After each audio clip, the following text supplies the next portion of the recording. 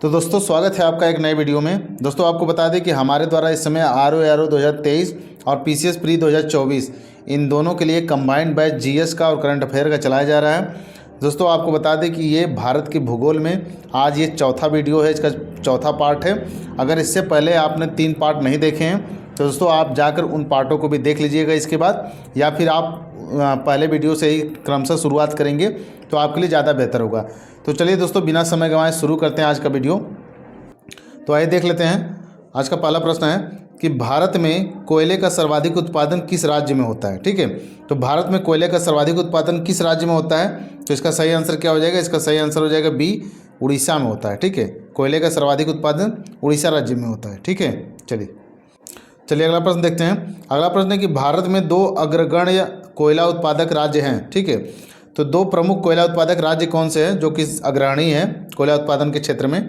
ठीक है, तो इसका सही आंसर क्या हो जाएगा? इसका सही आंसर हो जाएगा आपका बी, झारखंड और छत्तीसगढ़। ठीक है, झारखंड और छत्तीसगढ़ ये कोयला उत्पादन के मामले में अग्रगण्य राज्य हैं। ठीक है, यानी अग्रणी है। ठीक है, चलिए अगला प्रश्न है दोस्तों, सूची 1 को सूची 2 से सुमेलित कराना है हमें।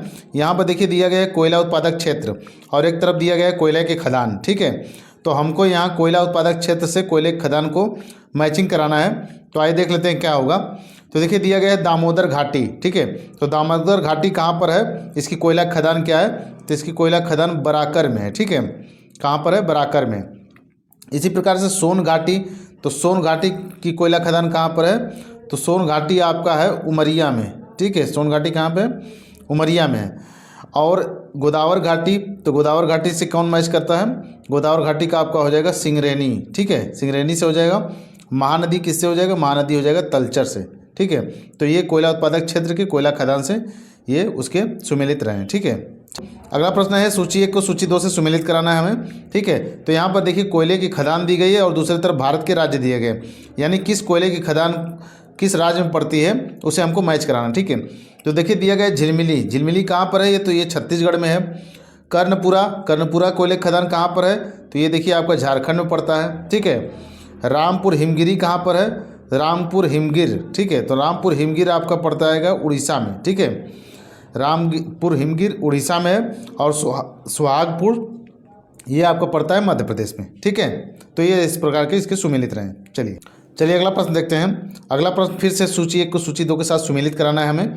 यहाँ पर देखिए कोयला क्षेत्र दिया गया और यहाँ पर भारत के राज्य दिए गए। ठीक है, तो कौन सा कोयला क्षेत्र भारत के किस राज्य में स्थित है इसे हमको सुमेलित कराना है। ठीक है, तो देखिए दिया गया है कि रणजीत घाटी। ठीक है, तो देखिए यहाँ पर चूँकि घटना चक्र ने आपका जो उत्तर है यहाँ पर स्टार लगाया हुआ है। ठीक है, घटना चक्र ने यहाँ पर स्टार लगाया है, यानी कहीं ना कहीं विकल्प में कुछ त्रुटि है। ठीक है, तो आइए इसकी हम व्याख्या देखते हैं ताकि इसका हम सही स्पष्टीकरण जान सकें। ठीक है, तो देखिए यहाँ पर दिया गया है कोयला क्षेत्र और यहाँ दिया गया है भारत के राज्य। ठीक है, तो देख लेते हैं। देखिए यहाँ पर है रंगित घाटी, तो रंगित घाटी कहाँ पर है? सिक्किम में है।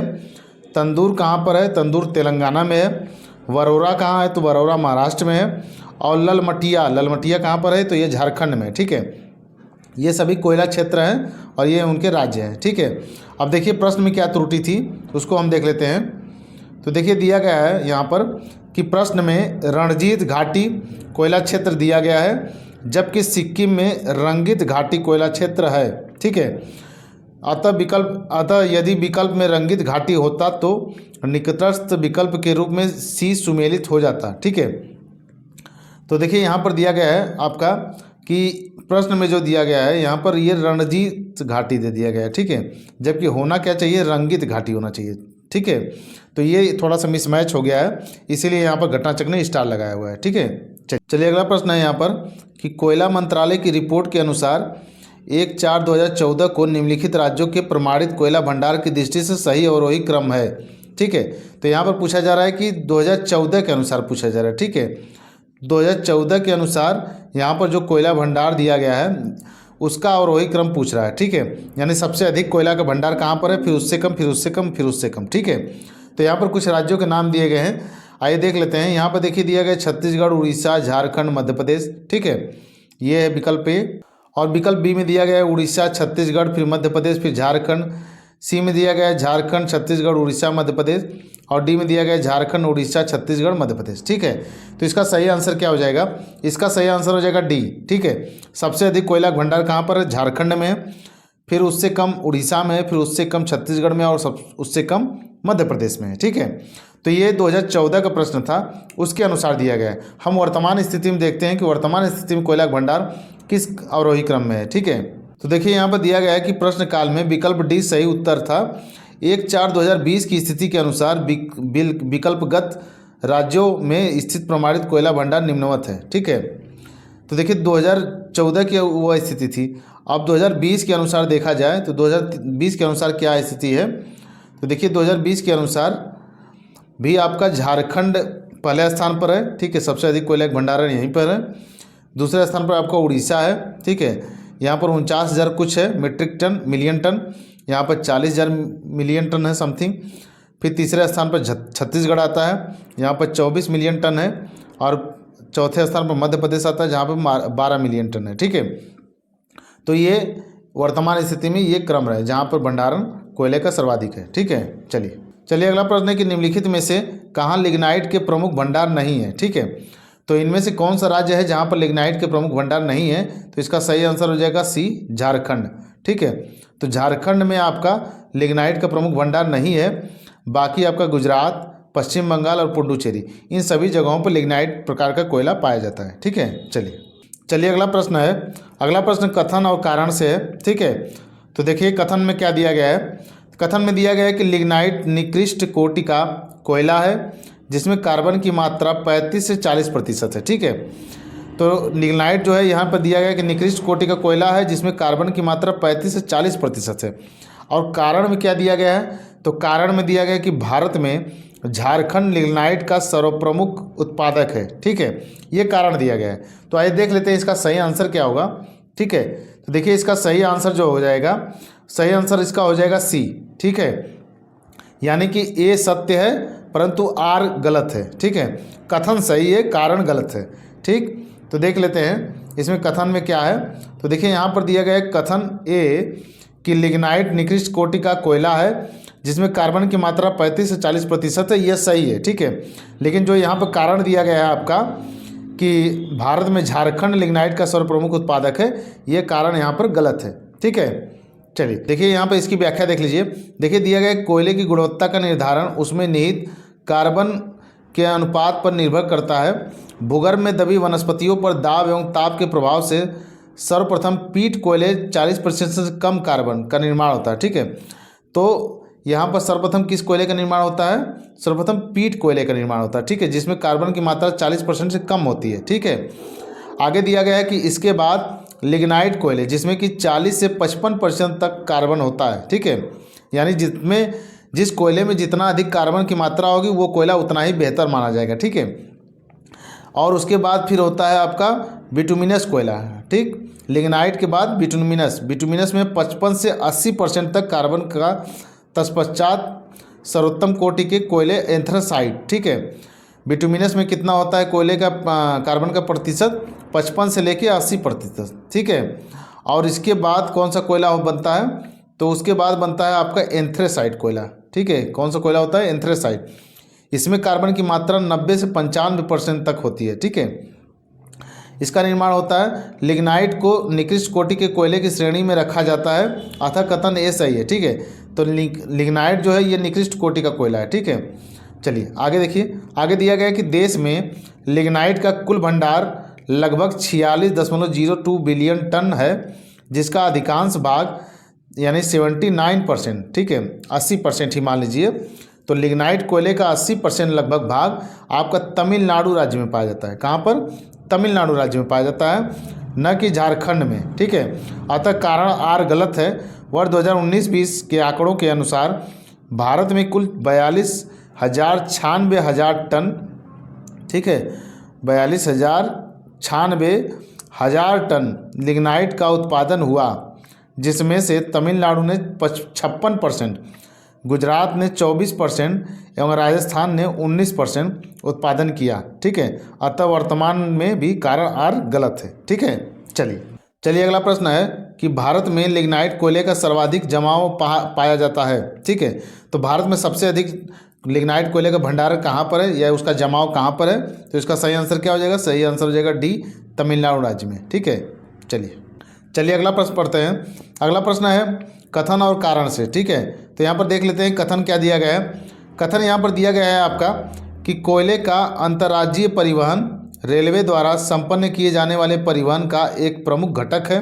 ठीक है, जो कोयले का अंतर्राज्यीय परिवहन होता है वह रेलवे द्वारा संपन्न किया जाने वाला परिवहन एक प्रमुख घटक है। ठीक है, यानी कोयले को एक स्थान से दूसरे स्थान पर, एक राज्य से दूसरे राज्य में ले जाने के लिए जो सबसे प्रमुख साधन है वो रेलवे है। ठीक है, ये कथन में कह रहा है। कारण में क्या कहा जा रहा है?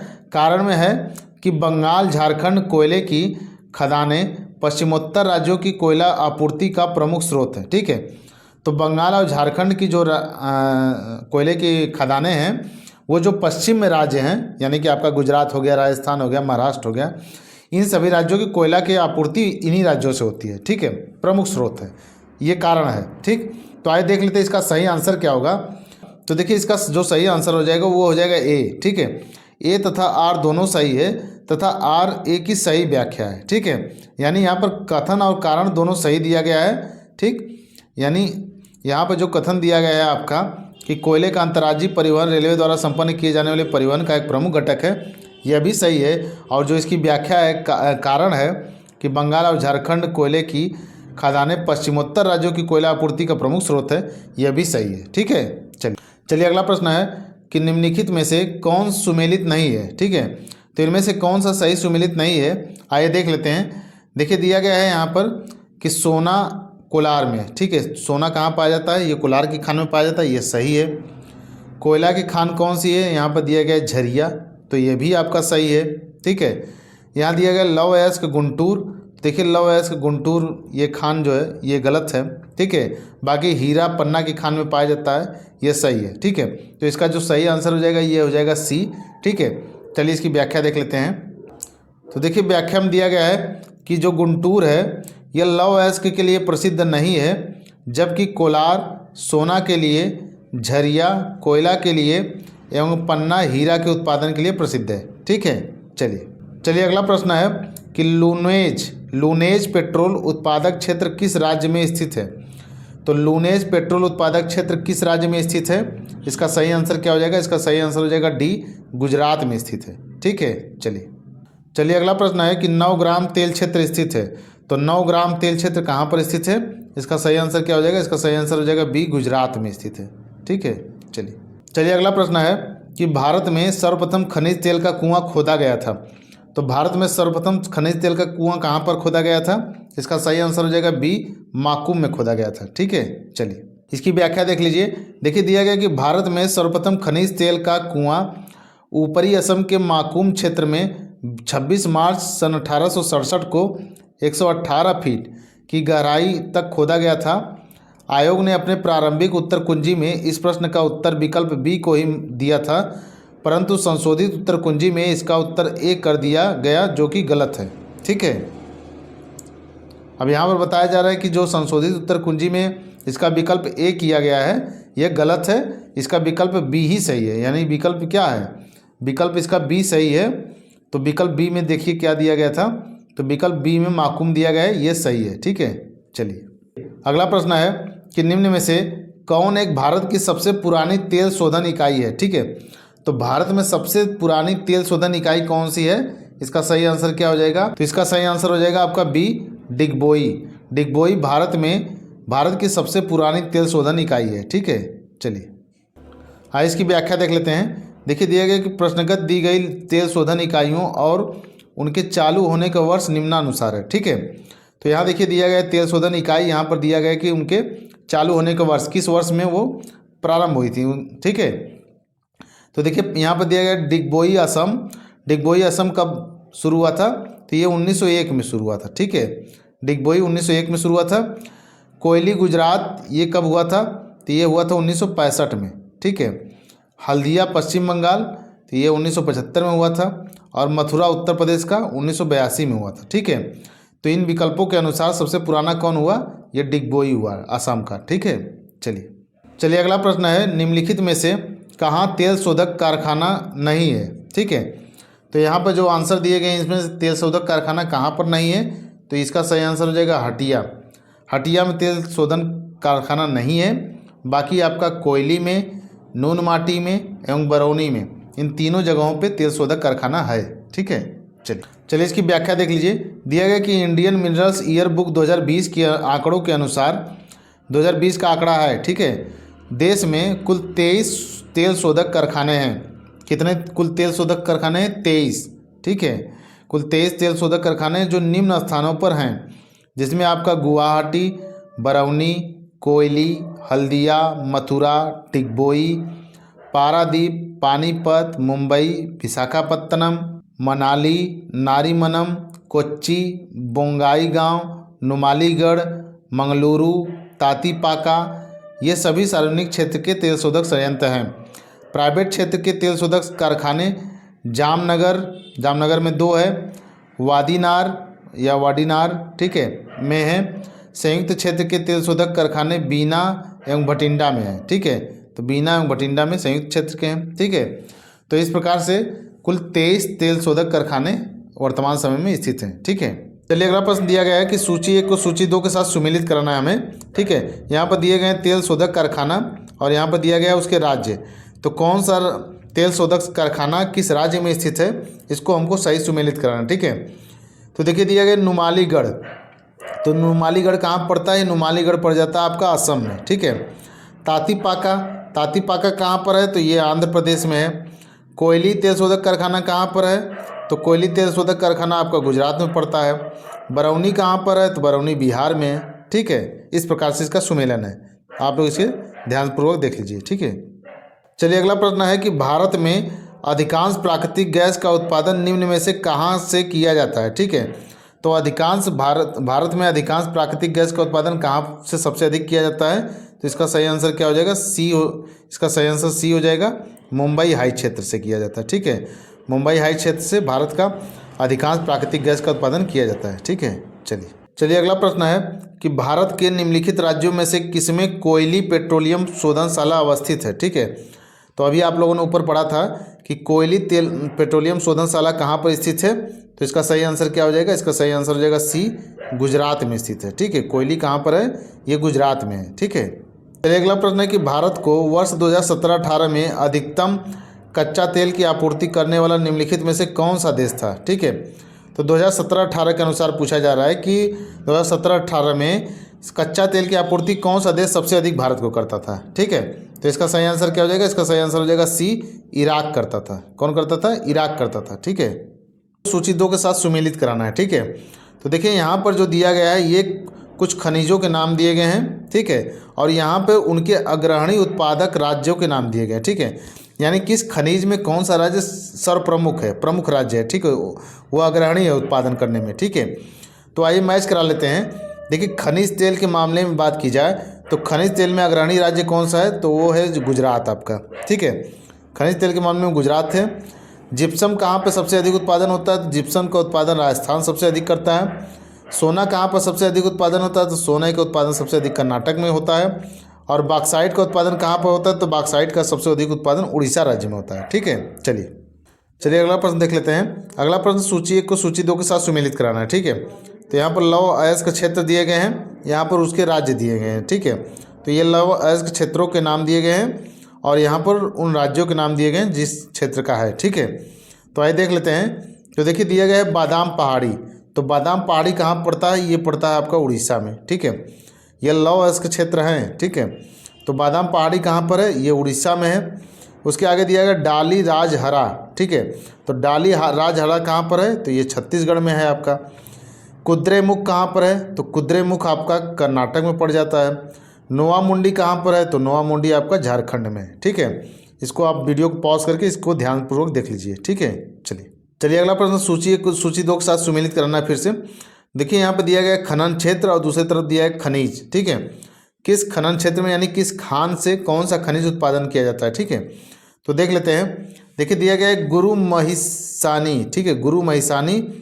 तो गुरु महिसानी से कौन सा खनिज उत्पादन किया जाता है? तो इससे देखिए किया जाता है लौह अयस्क। ठीक है, आगे दिया गया तलचर, तो तलचर से कौन सा खनिज होता है? तलचर से होता है आपका कोयला। ठीक। जादूगुड़ा किससे होता है? जादूगुड़ा के खान से कौन सा खनिज निकलता है? तो यहाँ से निकलता है आपका यूरेनियम। ठीक। और जावर से कौन सा खनिज निकलता है? तो यहाँ से निकलता है जस्ता। ठीक है। चलिए वीडियो को पॉज करके इसे देख लीजिए। ठीक है। चलिए अगला प्रश्न देख लेते हैं। अगला प्रश्न है सूची 1 को सूची 2 के साथ सुमेलित कराना है। यहाँ पर देखिए दिया गया कोयला क्षेत्र, यहाँ पर दिया गया राज्य। ठीक है। तो कौन सा कोयला क्षेत्र किस राज्य में पड़ता है, इसको हमें सुमेलित कराना है। तो आइए देख लेते हैं। देखिए दिया गया कर्णपुरा, तो कर्णपुरा कहाँ पड़ता है? ये पड़ता है आपके झारखंड में। ठीक है। सिंगरेनी, सिंगरेनी कहाँ पड़ता है? तो सिंगरेनी आपको पड़ता है आंध्र प्रदेश में। ठीक। नेवेली कहाँ पड़ता है? तो नेवेली पड़ता है आपके तमिलनाडु में। और कोरबा कहाँ पड़ता है? तो ये आपको पड़ता है छत्तीसगढ़ में। ठीक है। चलिए चलिए अगला प्रश्न है कि निम्न में तांबा, सोना, लोहा, कोयले का सही क्रम ढूंढें। ठीक है। तो देखिए तांबा, सोना, लोहा और कोयले का हमको सही क्रम ढूंढना है, यानी कि यहाँ पर कुछ खानों के नाम दिए गए हैं। ठीक है। कुछ खदानों के नाम दिए गए हैं या उसके क्षेत्रों के नाम दिए गए हैं जहाँ से ये खनिज संसाधन उत्पन्न होते हैं। ठीक है। तो हमको इसको मैच कराना है किस प्रकार से? इस प्रकार से जैसे दिया गया है। ठीक है। पहले कौन सा रहेगा? तांबा, फिर सोना, फिर लोहा, फिर कोयले। ठीक है। इस प्रकार से हमको क्रम ढूंढना है। तो आइए देख लेते हैं इसका सही आंसर क्या हो जाएगा। तो देखिए इसका सही आंसर ए हो जाएगा। ठीक है। तांबा कहाँ होता है? तो ये होता है खेतड़ी में।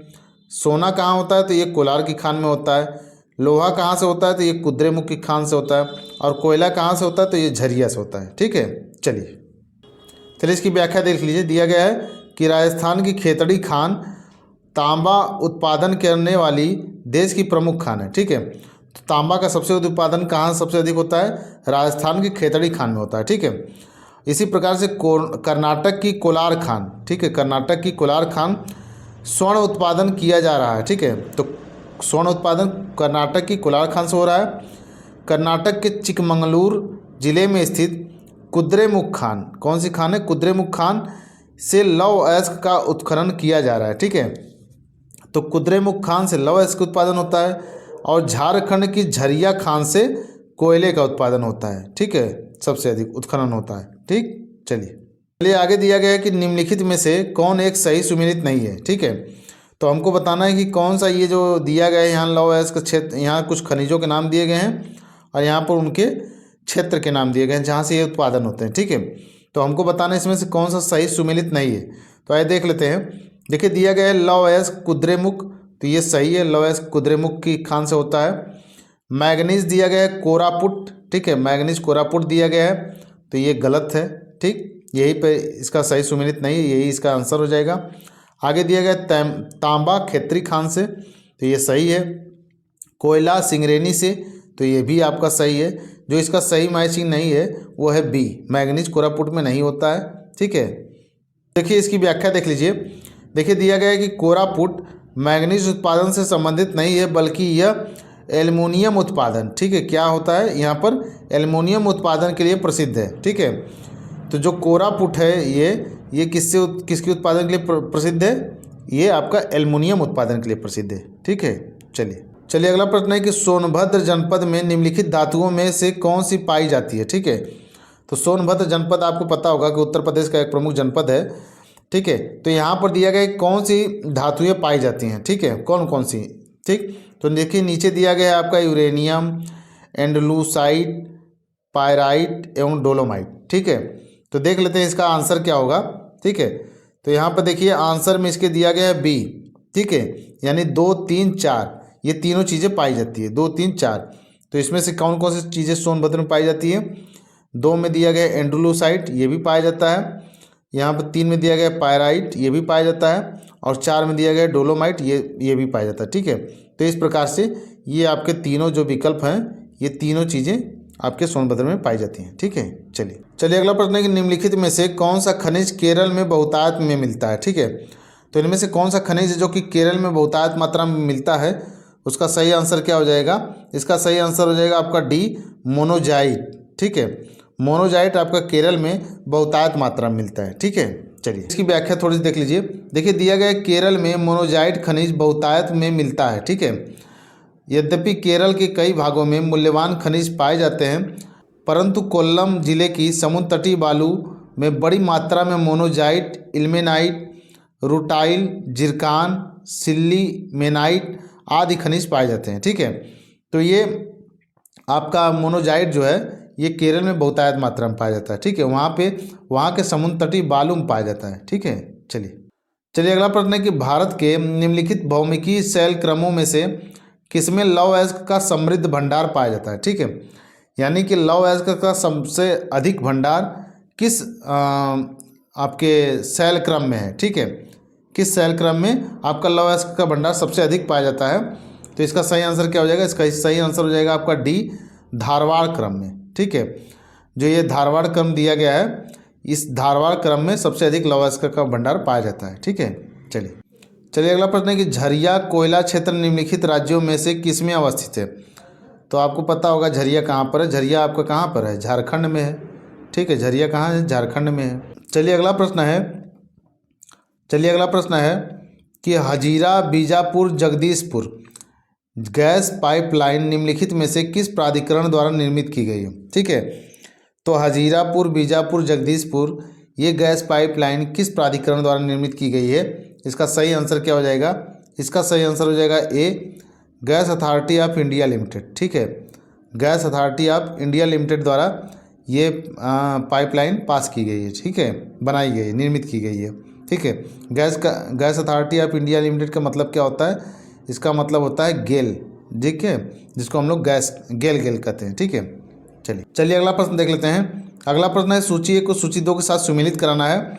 यानी कौन सी, यहाँ पर देखिए तापीय परियोजनाएं दी गई हैं। ठीक है, तापीय परियोजनाएं दी गई हैं और यहाँ पर उनके राज्य दिए गए हैं। ठीक है, तो हमको इससे सुमेलित कराना है। ठीक, तो देखिए उकाई कहाँ पर है?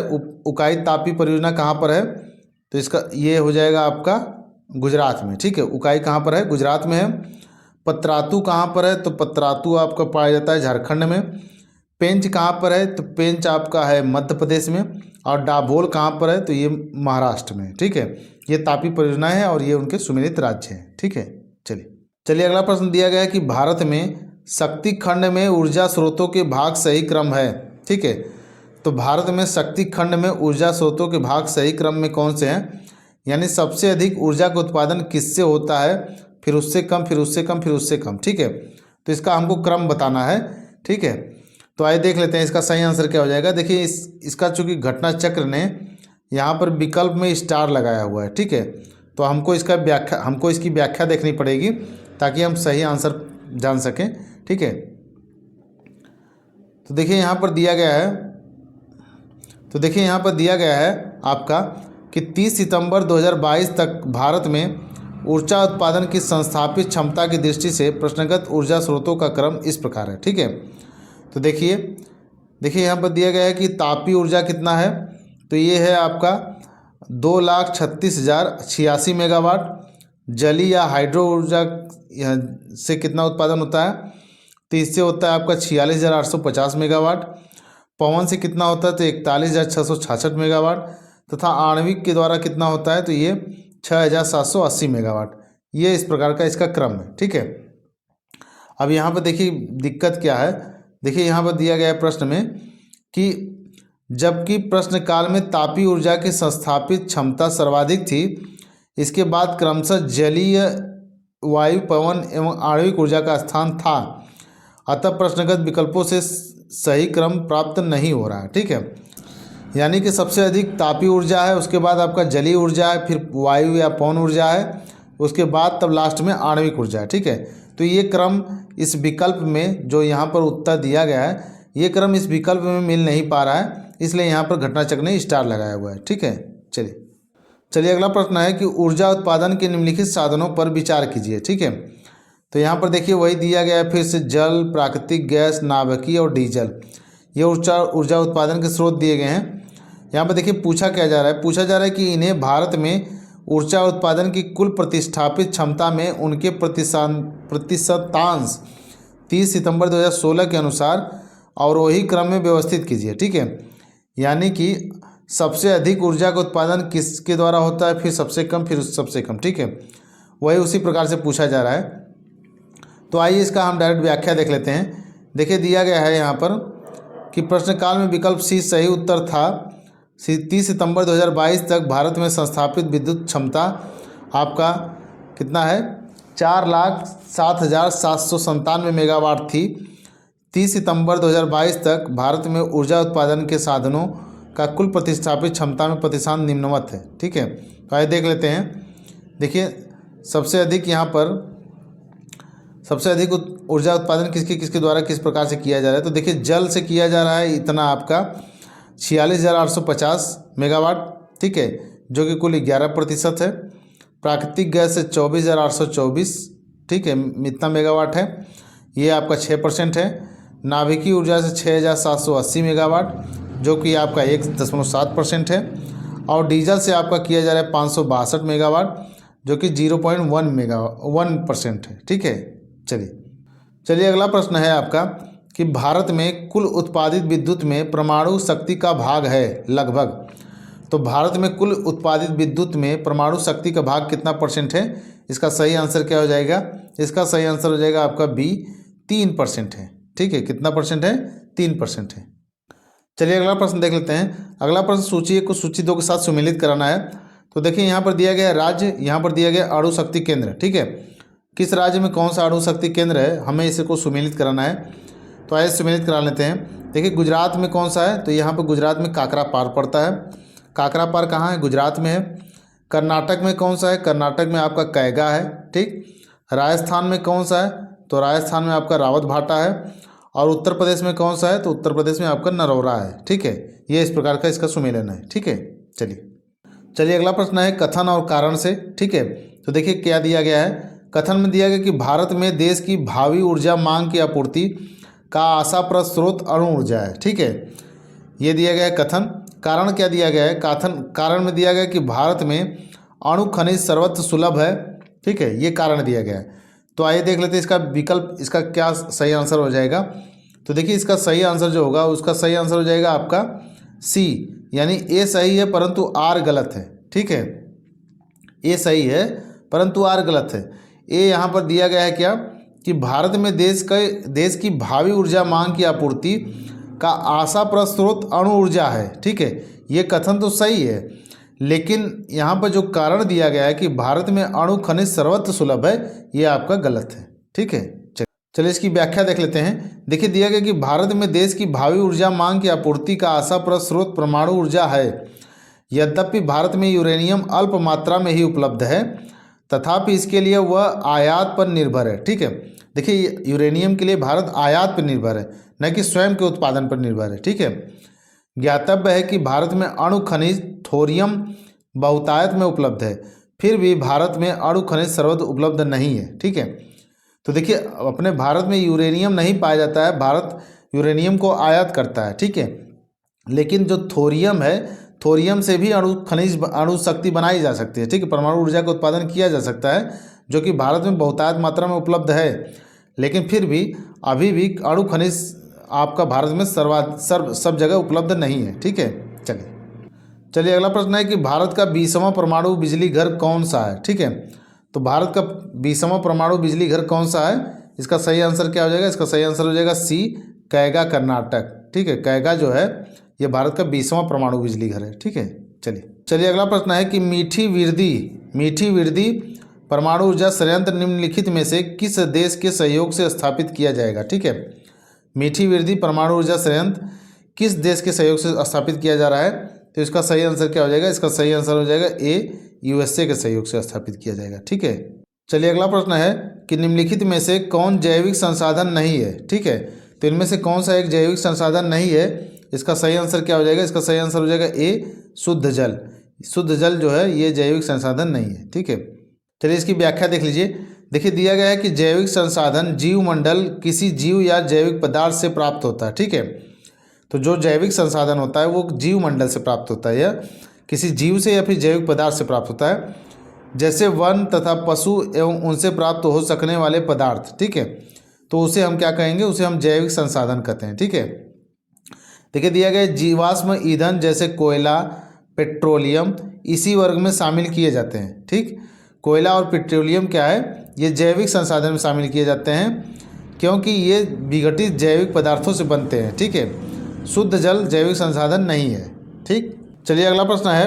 अगला प्रश्न है कि निम्नलिखित में से कौन एक सही सुमेलित नहीं है। ठीक है, तो इनमें से कौन सा सही सुमेलित नहीं है, हमें उसको बताना है। देखिए दिया गया उष्ण स्रोत और यहाँ दिया गया भारत के राज्य, मतलब गर्म पानी का स्रोत कहाँ पर है। ठीक है, तो चलिए मैच करा लेते हैं, देखते हैं कौन सा सही सुमेलित नहीं है। देखिए पहला दिया गया लसुंदरा राजस्थान, तो पहला ही आपका विकल्प जो है ये गलत हो जाएगा और इसका सही आंसर ए हो जाएगा। बाकी अवलोली ये महाराष्ट्र में, ये सही है। मणिकरण हिमाचल प्रदेश में, यह भी सही है। सोहना हरियाणा में है, यह भी सही है। ठीक है, तो ये तीनों गर्म स्रोत, गर्म जल के स्रोत सही हैं। जो लसुंदरा है ये राजस्थान में ना होकर ये कहाँ पर है, तो ये आपका पड़ता है गुजरात में। ठीक है, लसुंदरा कहाँ पर है, ये आपका गुजरात में पड़ता है, राजस्थान में नहीं है। ठीक है, चलिए अगला प्रश्न है कि निम्नलिखित में से कौन सही सुमेलित नहीं है। ठीक है, यहाँ पर देखिए केंद्र का नाम दिया गया है और यहाँ पर ऊर्जा का नाम दिया गया है। ठीक है, तो कौन सा केंद्र किस ऊर्जा का उत्पादन करता है वो हमें बताना है। ठीक, इसका सही सुमेलित नहीं है पूछा है। ठीक है, तो आइए देख लेते हैं। देखिए पहला है आपका पत्रातु। ठीक, पत्रातु आपका तापीय ऊर्जा का स्रोत है, ये सही है। झांकरी जल विद्युत का स्रोत है, ये सही है। कल्पक्कम नाभिकीय ऊर्जा का स्रोत है, यह भी आपका सही है। डी दिया गया कोरबा पवन ऊर्जा का स्रोत है, तो यही आपका विकल्प गलत हो जाएगा, बाकी सभी विकल्प सही है। कोरबा जो है पवन ऊर्जा का स्रोत नहीं है बल्कि तापीय ऊर्जा का स्रोत है। ठीक है, तो ये तापीय ऊर्जा का स्रोत है। ठीक, चलिए इसकी व्याख्या देख लीजिए। दिया गया है कि पत्रातु कौन सी ऊर्जा उत्पादन करता है, तो ताप विद्युत केंद्र है। झाकरी में आपका जल विद्युत केंद्र है। कल्पक्कम में आपका नाभिकीय विद्युत केंद्र है और कोरबा में आपका ताप विद्युत केंद्र है। ठीक है, चलिए अगला प्रश्न है आपका, भारत के निम्न लौह एवं इस्पात उत्पादन केंद्रों में कौन कोयला क्षेत्रों से काफ़ी दूर स्थित है। ठीक है, तो देखिए यहाँ पर क्या प्रश्न पूछा जा रहा है कि भारत के निम्न लौह एवं इस्पात उत्पादक केंद्रों में कौन कोयला क्षेत्र से काफ़ी दूर स्थित है। ठीक है, तो आइए देख लेते हैं इसका सही आंसर क्या हो जाएगा। इसका सही आंसर हो जाएगा आपका डी भद्रावती। ठीक है, भद्रावती कोयला उत्पादन क्षेत्र से इसका लौह उत्पादन एवं इस्पात उत्पादन केंद्र जो है ये काफ़ी दूर है। ठीक है, बाकी जो है आपका बोकारो, दुर्गापुर, कुल्टी, आसनसोल ये सब नज़दीक में है। ठीक है, चलिए अगला प्रश्न है आपका कि छत्तीसगढ़ में कोरबा का महत्व है। तो छत्तीसगढ़ में कोरबा का क्या महत्व है, तो इसका सही आंसर क्या हो जाएगा। इसका सही आंसर हो जाएगा ए, एल्युमिनियम उद्योग के कारण। ठीक है, कोरबा किस लिए फेमस है छत्तीसगढ़ का, ये एल्युमिनियम उद्योग के लिए फेमस है। ठीक है, चलिए आइए इसकी व्याख्या देख लेते हैं। देखिए दिया गया कोरबा छत्तीसगढ़ में स्थित है। भारत एल्युमिनियम कंपनी लिमिटेड यानी बाल्को, ठीक है, बाल्को कोरबा मुख्य शहर से मात्र 10 किलोमीटर की दूरी पर स्थित है, इसलिए कोरबा आपका एल्युमिनियम उद्योग के कारण महत्वपूर्ण है। ठीक है, चलिए अगला प्रश्न क्या दिया गया है। अगला प्रश्न दिया गया कि विश्व स्तर पर सीमेंट उत्पादन में भारत का स्थान है। तो देखिए 2010 के अनुसार ये पूछा है, तो 2010 के अनुसार भारत का सीमेंट उत्पादन में कौन सा स्थान है, ये दूसरा स्थान है। ठीक है, चलिए वर्तमान की स्थिति देख लेते हैं। देखिए दिया गया कि विश्व स्तर पर सीमेंट उत्पादन में भारत का स्थान दूसरा था। ठीक है, 2010 में दूसरा था। बाकी मिनरल कमोडिटी समरीज, ठीक है, ये 2022 में रिपोर्ट आई है। इसके अनुसार 2021 के आंकड़ों के अनुसार आपका सीमेंट का भारत में उत्पादन लगभग 3,30,000 टन रहा। ठीक है, वर्ष 2021 में विश्व के 3 अग्रणी सीमेंट उत्पादक राष्ट्र हैं। कौन कौन से हैं, तो पहले स्थान पर चीन है आपका। ठीक है, पहले स्थान पर आपका चीन है, दूसरे पर भारत है और तीसरे पर वियतनाम है। ठीक है, चलिए तो आइए अगला प्रश्न देख लेते हैं। अगला प्रश्न है सूची 1 को सूची 2 के साथ सुमेलित कराना है। ठीक है, यहाँ पर स्थान दिया गया है और यहाँ पर उसके उद्योगों के नाम दिए गए हैं। ठीक है, तो इन स्थानों को इनके उद्योगों से मैच कराना है। आइए देख लेते हैं। देखिए दिया गया है कि विशाखापत्तनम, तो विशाखापत्तनम किस लिए फेमस है, तो ये पोत निर्माण के लिए फेमस है। ठीक है, यहाँ का कौन सा उद्योग है, पोत निर्माण का उद्योग है।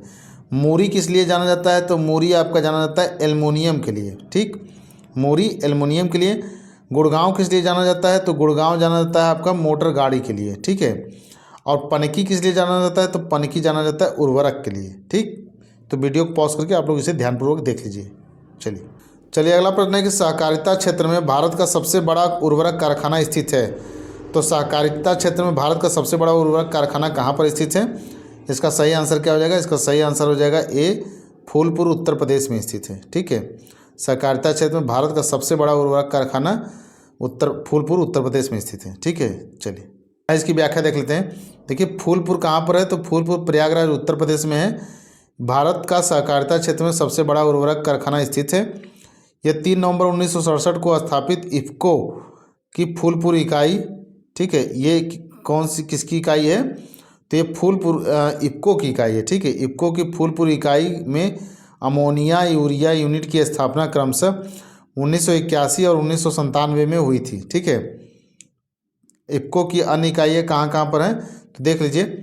इफ्को की अन्य इकाइयाँ कलोल, कांडला, आंवला और पारादीप में स्थापित है। ठीक है, तो ये फूलपुर के अलावा भी इन चारों जगहों पे इसकी इकाई स्थापित है। ठीक है, चलिए अगला प्रश्न है कि 1818 ईस्वी में पहला सूती वस्त्र कारखाना निम्न क्षेत्र में शुरू हुआ था।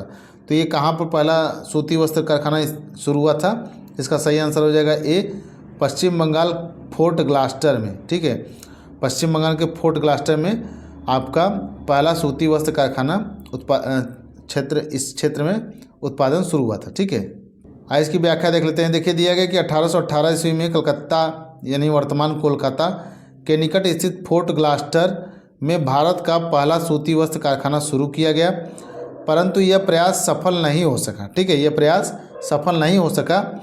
1854 में बॉम्बे मुंबई में प्रथम सफल सूती वस्त्र कारखाने का स्थापना कावासाजी नाना भाई डावर द्वारा की गई थी। ठीक है, तो ये आपका जो पहली बार 1818 में फोर्ट ग्लास्टर में शुरुआत किया गया था सूती वस्त्र का कारखाना, ये आपका सफल नहीं हो सका था। ठीक है, चलिए अगला प्रश्न है कि भारत के निम्नलिखित नगरों में से किसमें देश का प्रथम कृत्रिम रबड़ संयंत्र लगाया गया है। तो भारत के कौन से शहर में आपका देश का प्रथम कृत्रिम रबड़ संयंत्र लगाया गया है, इसका सही आंसर क्या हो जाएगा, इसका सही आंसर हो जाएगा ए। ठीक है, पानीपत में ये लगाया गया है। ठीक है, चलिए अगला प्रश्न है कि पेट्रो रसायन के उत्पादन का सबसे बड़ा केंद्र कहाँ पर स्थित है। तो पेट्रो रसायन का सबसे बड़ा केंद्र कहाँ पर स्थित है, इसका सही आंसर हो जाएगा ए, जामनगर में स्थित है। ठीक है, चलिए अगला प्रश्न है कि भारत में सबसे बड़ी तेल शोधनशाला है। तो भारत में सबसे बड़ी तेल शोधनशाला कहाँ पर है, ये जामनगर में है। ठीक है, इसका भी सही आंसर क्या हो जाएगा, जामनगर। चलिए अगला प्रश्न देखते हैं। अगला प्रश्न है सूची 1 को सूची 2 के साथ सुमेलित कराना है। तो देखिए यहाँ दिया गया है Steel Authority of India Limited. तो Steel Authority of India Limited किससे मैच करेगा, ये दिल्ली में हो जाएगा। ठीक है, दिल्ली सही है इसका answer. Hindustan zinc limited heavy engine क्या है, हिंदुस्तान जिंक लिमिटेड। तो हिंदुस्तान जिंक लिमिटेड कहाँ पर है, तो ये उदयपुर में ही है। ठीक है, उसके आगे है हैवी इंजीनियरिंग कॉरपोरेशन लिमिटेड। तो हैवी इंजीनियरिंग कॉरपोरेशन लिमिटेड कहाँ पर है, तो ये आपका हो जाएगा इसका रांची। और इंस्ट्रूमेंटेशन लिमिटेड कहाँ पर है, तो इसका सही आंसर हो जाएगा कोटा। ठीक है, ये कोटा से मैच कर जाएगा। चलिए इसकी व्याख्या देख लीजिए। देखिए दिया गया steel Authority of India Limited, तो ये दिल्ली हो जाएगा। हिंदुस्तान जिंक लिमिटेड, तो ये आपको उदयपुर हो जाएगा। हैवी इंजीनियरिंग कॉरपोरेशन लिमिटेड, तो ये रांची। और इंस्ट्रूमेंटेशन लिमिटेड कहाँ हो जाएगा, तो ये कोटा हो जाएगा। ठीक है, चलिए अगला प्रश्न देख लेते हैं। अगला प्रश्न सूची 1 को सूची 2 के साथ सुमेलित कराना है। देखिए दिया गया है यहाँ पर कुछ संस्थानों के नाम दिए गए हैं और यहाँ पर उनके स्थानों के नाम दिए गए। ठीक है, ये संस्थान कहाँ पर स्थित है, तो आइए देख लेते हैं। आइए हम इसकी डायरेक्ट व्याख्या देख लेते हैं ताकि आपका समय बचे। तो आइए देख लेते हैं। देखिए दिया गया राष्ट्रीय पर्यावरण अभियांत्रिकी अनुसंधान संस्थान, तो ये कहाँ पर है, ये आपका नागपुर में स्थित है। ठीक है, आगे है केंद्रीय खाद्य प्रौद्योगिकी अनुसंधान संस्थान, तो ये कहाँ पर है, ये आपका मैसूर में स्थित है। ठीक है, इसके अलावा दिया गया है आपका केंद्रीय आलू अनुसंधान संस्थान, तो ये कहाँ पर है, ये आपका शिमला में है, केंद्रीय आलू अनुसंधान संस्थान। इसके अलावा है आपका केंद्रीय तंबाकू अनुसंधान संस्थान। ठीक है, केंद्रीय तंबाकू अनुसंधान संस्थान कहाँ पर है, तो ये आपका राजमुंदरी में है। ठीक है, राजमुंदरी में है। ठीक, चलिए अगला प्रश्न देख लेते हैं। अगला प्रश्न है आपका सूची 1 को सूची 2 के साथ सुमेलित करना है। यहाँ पर देखिए केंद्र के नाम दिए गए और यहाँ पर उनके उद्योगों के नाम दिए गए। ठीक है, यानी किस स्थान पर कौन सा उद्योग किया जाता है, तो इसे मैच करा लेते हैं। ठीक है, देखिए आपका काकीनीरा में क्या हो जाएगा, काकीनीरा में हो जाएगा आपका जूट। ठीक है, काकीनीरा में क्या है, काकीनीरा में हो जाएगा आपका जूट। ठीक है, विरुद्धनगर में क्या है, तो विरुद्धनगर में आपका हो जाएगा सूती वस्त्र। पटना में क्या है, तो पटना में आपका हो जाएगा रेशम उद्योग। और भदोही में क्या होता है, तो भदोही में कालीन उद्योग होता है। ठीक है, ये इस प्रकार का मैचिंग है इसका। चलिए अगला प्रश्न दिया गया कि जेनेटिक उद्योग में सम्मिलित है। तो जेनेटिक उद्योग में क्या सम्मिलित है, इसका सही आंसर क्या हो जाएगा, इसका सही आंसर हो जाएगा ए, कृषि सम्मिलित है। ठीक है, चलिए अगला प्रश्न है, जेनेटिक उद्योग में सम्मिलित है। ठीक है, तो जेनेटिक उद्योग में इसमें से क्या सम्मिलित है, इसका सही आंसर हो जाएगा ए, कृषि सम्मिलित है। ठीक है, इसकी व्याख्या देख लीजिए, दिया गया कि जेनेटिक उद्योग वे उद्योग कहलाते हैं जो विक्रय के उद्देश्य से निश्चित प्रजाति के पौधों तथा जंतुओं के प्रजनन तथा वृद्धि में संलग्न हो। ठीक है, ऐसे उद्योग का मुख्य उद्देश्य विक्रय से लाभ कमाना होता है, जैसे पौधों का नर्सरी, पशुपालन, मुर्गी पालन आदि। ठीक है, चलिए अगला प्रश्न है कि निम्न में से किसे दक्षिण गंगोत्री के नाम से जाना जाता है। ठीक है, तो निम्न में से किसे दक्षिण गंगोत्री के नाम से जाना जाता है, इसका सही आंसर क्या हो जाएगा, इसका सही आंसर हो जाएगा सी, भारत का प्रथम अंटार्कटिका शोध केंद्र। ठीक है, भारत का प्रथम अंटार्कटिका जो शोध केंद्र था उसे दक्षिण की गंगोत्री कहा जाता है। ठीक है, चलिए अगला प्रश्न है कि केंद्रीय शुष्क भूमि कृषि अनुसंधान संस्थान स्थित है। तो केंद्रीय शुष्क भूमि कृषि अनुसंधान संस्थान कहाँ पर स्थित है, इसका सही आंसर हो जाएगा बी, हैदराबाद में स्थित है। ठीक है, चलिए अगला प्रश्न है कि राष्ट्रीय कृषि अनुसंधान प्रबंधन अकादमी अवस्थित है। तो राष्ट्रीय कृषि अनुसंधान प्रबंधन अकादमी कहाँ पर स्थित है, तो इसका सही आंसर क्या हो जाएगा, इसका सही आंसर हो जाएगा बी, हैदराबाद में ये भी स्थित है। ठीक है, चलिए अगला प्रश्न है कि वन अनुसंधान संस्थान स्थित है। तो वन अनुसंधान संस्थान कहाँ पर स्थित है, तो इसका सही आंसर हो जाएगा ए, देहरादून में स्थित है। ठीक है, चलिए अगला प्रश्न है कि भारतीय चावल शोध संस्थान स्थित है। तो भारतीय चावल शोध संस्थान कहाँ पर स्थित है, तो देखिए यहाँ पर घटना चक्र ने चूँकि स्टार लगा दिया है तो हमको कहीं ना कहीं इसमें कुछ त्रुटि है, तो आइए इसकी व्याख्या देखनी पड़ेगी हमको। ठीक है, तो देखिए यहाँ पर क्या दिया गया है, यहाँ पर दिया गया है कि प्रश्नकाल में भारत में उड़ीसा के कटक में, ठीक है, उड़ीसा के कटक में आपका केंद्रीय चावल अनुसंधान संस्थान था। ठीक है, इसकी स्थापना 23 अप्रैल 1946 को हुई थी। वर्तमान में इसे राष्ट्रीय चावल अनुसंधान संस्थान के नाम से जाना जाता है। ठीक है, वर्तमान में इसे किस नाम से जाना जाता है, तो वर्तमान में इसे हम राष्ट्रीय चावल अनुसंधान संस्थान के नाम से जानते हैं। ठीक है, वर्तमान में भारतीय चावल अनुसंधान संस्थान आपके हैदराबाद तेलंगाना में है। ठीक है, कहाँ पर है, हैदराबाद में स्थित है। ठीक है, तो पहले ये कटक में था, अब ये हैदराबाद तेलंगाना में स्थित है। ठीक है, चलिए अगला प्रश्न है कि 1974 में प्रथम कृषि विज्ञान केंद्र की स्थापना निम्नलिखित में से किस स्थान पर हुई थी। तो 1974 में प्रथम कृषि विज्ञान केंद्र की स्थापना कहाँ पर हुई थी, इसका सही आंसर हो जाएगा डी। ठीक है, कहाँ पर हुई थी, पंडिचेरी में हुई थी। ठीक, चलिए अगला प्रश्न है आपका, राष्ट्रीय राजमार्ग संख्या 4 नहीं गुजरता है। ठीक है, तो राष्ट्रीय राजमार्ग संख्या 4 कहाँ से नहीं गुजरता है, तो देखिए यहाँ पर घटना चक्र ने स्टार लगाया हुआ है, तो आइए देख लेते हैं इसका सही आंसर क्या हो जाएगा। तो देखिए दिया गया है कि प्रश्नकाल में राष्ट्रीय राजमार्ग क्रमांक 4 महाराष्ट्र, आंध्र प्रदेश, कर्नाटक व तमिलनाडु राज्यों से होकर जाता था। वर्ष 2010 में राष्ट्रीय राजमार्गों के पुनर्करीकरण के बाद NH4 अब NH48 में परिवर्तित हो गया है। ठीक है, तो जो NH4 था अब उसे NH क्या कहा जाता है, NH48 कहा जाता है। ठीक है, वर्तमान में NH4 का विस्तार अंडमान एवं निकोबार द्वीप समूह में है, जिसकी कुल लंबाई आपका 330 किलोमीटर है। ठीक है, तो अब ये NH4 जो था ये NH48 में परिवर्तित हो गया है। ठीक है, चलिए अगला प्रश्न है कि भारत के निम्न राज्यों में से किसके प्रांतीय राजमार्गों की सकल लंबाई सबसे अधिक है। तो इसका सही आंसर क्या हो जाएगा, सबसे अधिक किसमें है, तो इसका सही आंसर हो जाएगा डी, महाराष्ट्र में है। ठीक है, तो राष्ट्रीय राजमार्ग की लंबाई या प्रांतीय राजमार्ग की लंबाई प्रांतीय राजमार्ग की लंबाई सबसे अधिक कहाँ पर है, तो ये महाराष्ट्र राज्य में है। ठीक है, चलिए अगला प्रश्न दिया गया कि भारत में किस राज्य में प्रदेश राजमार्ग की लंबाई सर्वाधिक है। तो इसका सही आंसर क्या हो जाएगा, इसका सही आंसर डी हो जाएगा, महाराष्ट्र में है। ठीक है, चलिए अगला प्रश्न है आपका कि 2 राष्ट्रीय राजमार्ग कन्याकुमारी श्रीनगर राजमार्ग एवं पोरबंदर सिलचर राजमार्ग जो राष्ट्रीय राजमार्ग विकास परियोजना के अंतर्गत निर्मित हो रहे हैं, एक दूसरे से मिलेंगे। तो ये दोनों राष्ट्रीय राजमार्ग एक दूसरे से कहाँ पर मिलेंगे, तो इसका सही आंसर हो जाएगा सी, ये दोनों झांसी में मिलेंगे। ठीक है, चलिए अगला प्रश्न है कि भारत के रेल मंत्रालय की बुलेट ट्रेन चलाने की योजना है। तो भारत के रेल मंत्रालय बुलेट ट्रेन चलाने की योजना कहाँ पर है, तो ये है मुंबई से अहमदाबाद के बीच में। ठीक है, चलिए अगला प्रश्न है कि भारत में निम्न राज्यों में से कौन रेल सेवा से वंचित है। तो कौन सा ऐसा राज्य है जहाँ पर रेल सेवा ही नहीं उपलब्ध है, तो इसका सही आंसर हो जाएगा बी, मेघालय।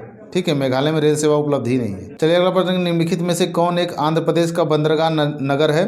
तो आंध्र प्रदेश का इसमें से कौन सा बंदरगाह नगर है? इसका सही आंसर हो जाएगा ए काकीनाडा। काकीनाडा आंध्र प्रदेश का एक बंदरगाह नगर है। ठीक है, निम्न में से कौन सा तट कोच्चि बंदरगाह से संबंधित है? तो इसका सही आंसर क्या हो जाएगा? इसका सही आंसर हो जाएगा ए मालाबार तट। ठीक है,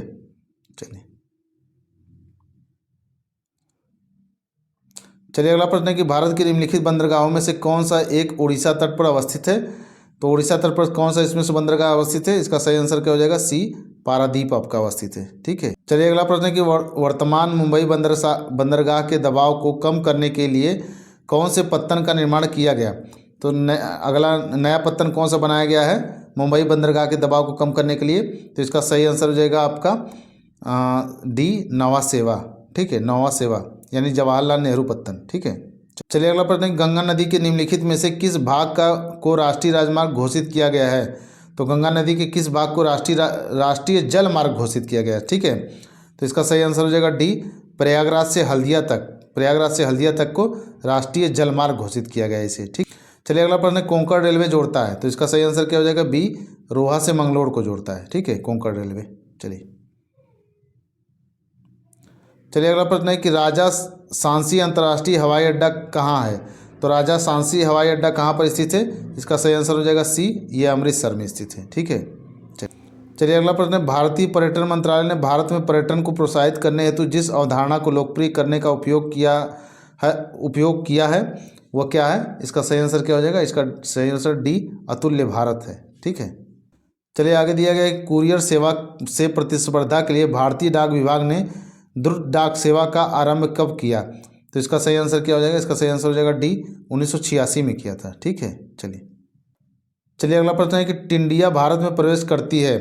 टिड्डियाँ भारत में कहाँ से प्रवेश करती हैं? तो इसका सही आंसर हो जाएगा सी पाकिस्तान से प्रवेश करती हैं। ठीक है, चलिए तो अगला प्रश्न दिया गया है कि निम्नलिखित में से कौन सा सही युग में सुमेलित नहीं है? ठीक है, तो देखिए यहाँ पर शहरों के नाम दिए गए हैं और यहाँ पर नदी तट के पर अवस्थिति दी गई। ठीक है, तो कौन से नदी तट पर कौन सा शहर स्थित है इसमें सही सुमेलित नहीं है, हमको ये बताना है। ठीक है, तो ये देख लेते हैं। देखिए जबलपुर नर्मदा नदी किनारे है, ये सही है। ठीक है, हैदराबाद आपका कृष्णा नदी किनारे है, यही गलत है आपका। ठीक है, हैदराबाद कृष्णा नदी किनारे नहीं है।